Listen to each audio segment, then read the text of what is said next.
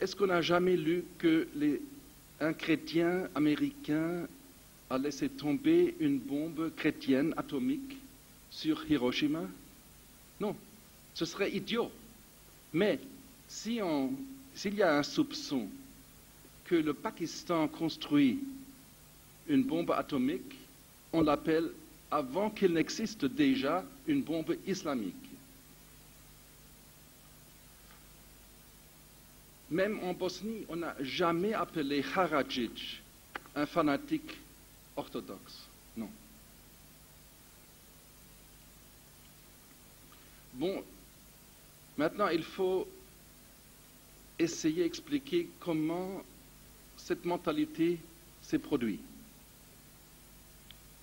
Et il me semble que là, nous sommes tous, de chaque côté, les victimes des mémoires collectives. Et les mémoires collectives sont une réalité. Prenez les Allemands.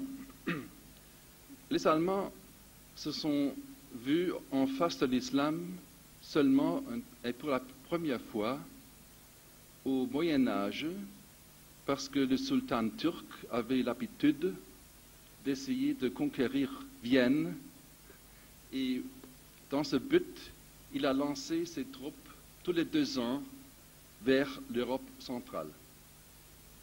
Et quand Vienne était entourée, il y avait le siège de Vienne, la cavalerie légère turque est pénétrée jusqu'en Bavière.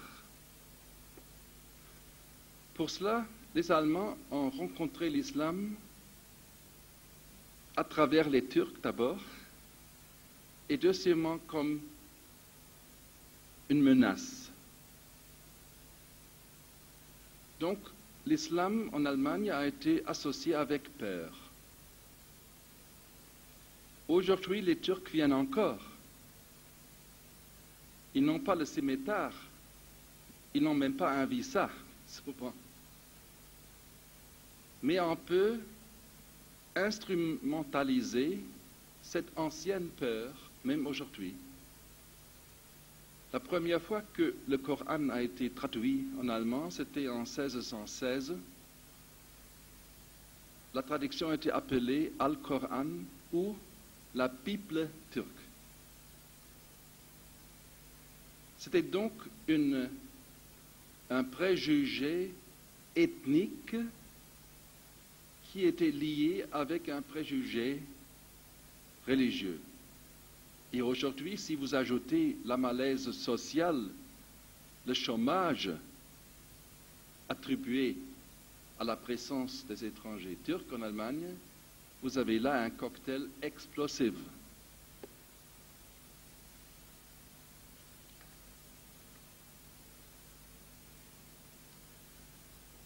Cette idée que l'islam est expansif et agressif ne date de ce millénaire, ça date déjà du millénaire précédent. Parce que l'expansion de l'islam à partir du 7e siècle était tellement phénoménale que les gens au monde chrétien ne pourraient pas l'expliquer pour eux-mêmes sans l'attribuer à la force, le feu et l'épée.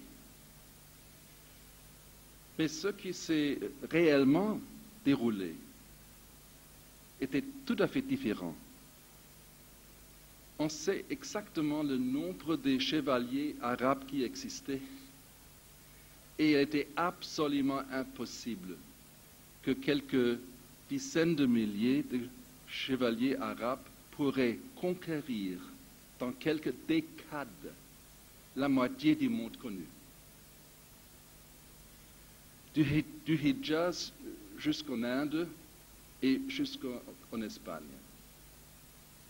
Ce qui vraiment s'est déroulé, c'était que le monde chrétien était ficelé parce qu'il y avait de nombreux sectes, y inclut des donatistes en Algérie aujourd'hui, les nestoriens, les ariens,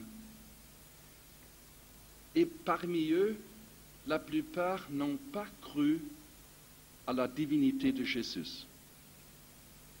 C'est-à-dire le fameux concile de Nicée en 325, qui a passé le dogme de la consubstantialité de Jésus avec Dieu, avait détruit les liens entre beaucoup de chrétiens.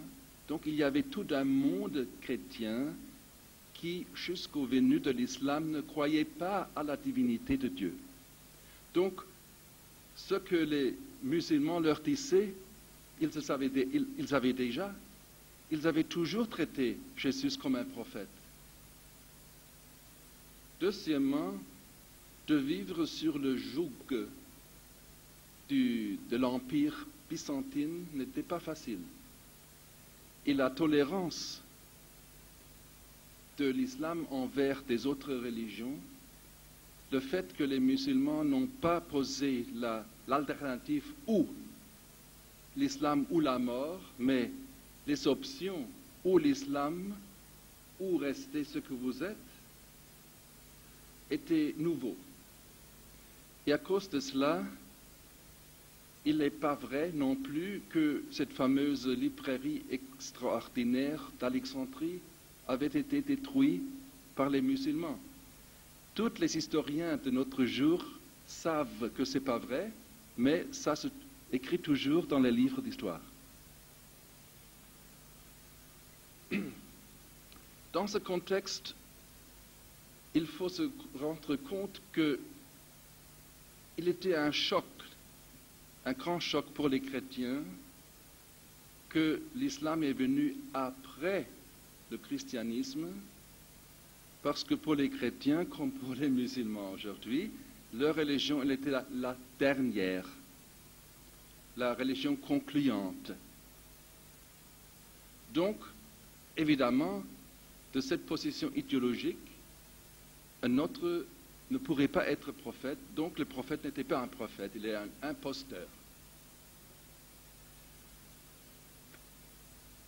En effet, on a traité le prophète d'imposteur, et toujours aujourd'hui, ce prophète, sallallahu alayhi wa sallam, est ce qu'on pourrait dire en anglais, est un outlaw.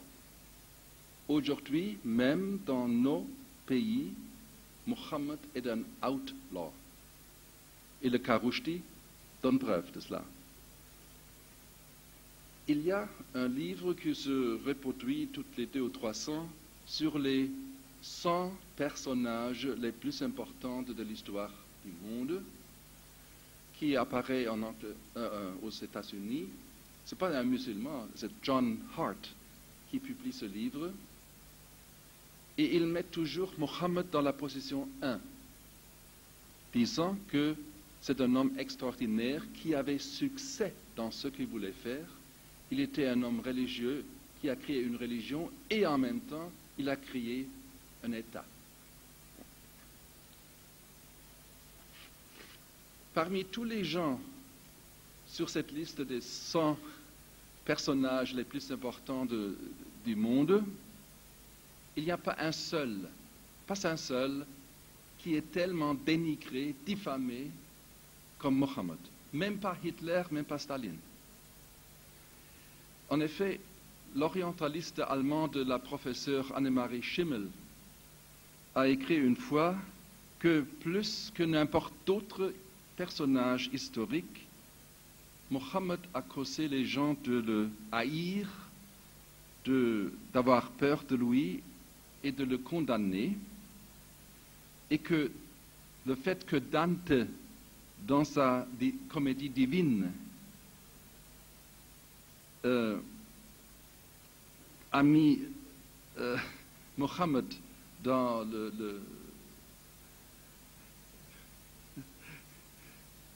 je ne sais pas quelle section, mais c'était presque le dernier,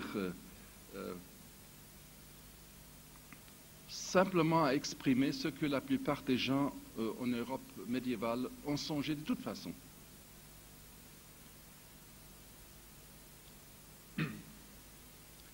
Et le fait qu'il y a aujourd'hui des